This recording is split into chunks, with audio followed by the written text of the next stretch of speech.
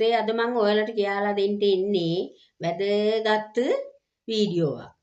මොකද දන්නවද පුතේ ඔයාලට නිතරම ඇති වෙන රෝගයක් තමයි මේ ગેස්ට්‍රික් කියන එක. ඒකේ රෝග ලක්ෂණ පුතේ පළමුවෙන් බඩ පුරවා දැමීම, කොන්දේ කැක්කුම, ඔළුවේ කැක්කුම, ඊළඟට අතපය වේදනාව, පපුවේ දැවිල්ල, උගුරට දැවිල්ලේම. එහෙම තියෙනවනම් පුතේ ඒක ગેස්ට්‍රික්. එතකොට පුතේ මේ ગેස්ට්‍රික් වලට හොඳම ප්‍රතිකර්මයක් මා ළඟ තියෙනවා.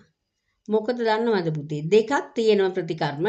පළමු ප්‍රතිකර්මය තමයි පුතේ මම ඕගොල්ලන්ට කියලා දෙනවා. හැබැයි මේක ඕගොල්ලෝ අත්හදා බලන්න.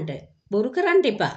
මේකට ගන්න ඕන පුතේ එලකිරි භාගයයි, තැඹිලි ගෙඩියයි, කෝමාරිකා පත්තයි.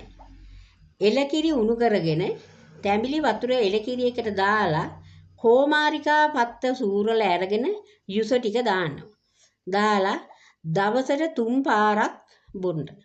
එහෙම සතියක් කරන්න පුතේ මේ රෝගය නිට්ටාවටම සුව වෙනවා. ඒකටම තවත් බෙහෙතක් තියෙනවා කරගන්නවා නම් පුතේ අමු දෙලුම් ගෙඩියක් අරගෙන දෙලුම් ගෙඩියේ මල එන තැන කපලා ඉවත් කරලා සම්පූර්ණව මං ගෙඩියේ දාලා කොටලා යුස ටික ගන්නවා.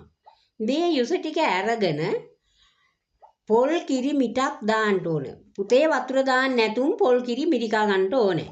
පොල් කිරි මිරිකලා ඒකට දෙහි යුස බින්දු 3ක් දාලා සතියක් බොන්න. ඔය ගෑස්ට්‍රික් නැත්තටම නිට්ටාවටම සුව වෙලා යනවා පුතේ. මම තව ඕගොල්ලන්ට තව වීඩියෝ ගේන්නම්.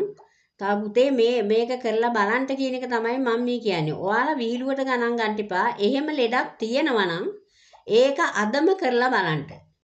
පුතේ මේ වීඩියෝ එක බලලා ඔයාලා මේ ලෙඩ තියෙනවා නම් මේ වීඩියෝ එක බලලා මේක තවත් ඕගොල්ලෝගේ යාළුවෝ ඉන්නවනේ මේ වගේ ලෙඩ තියෙන කට්ටිය.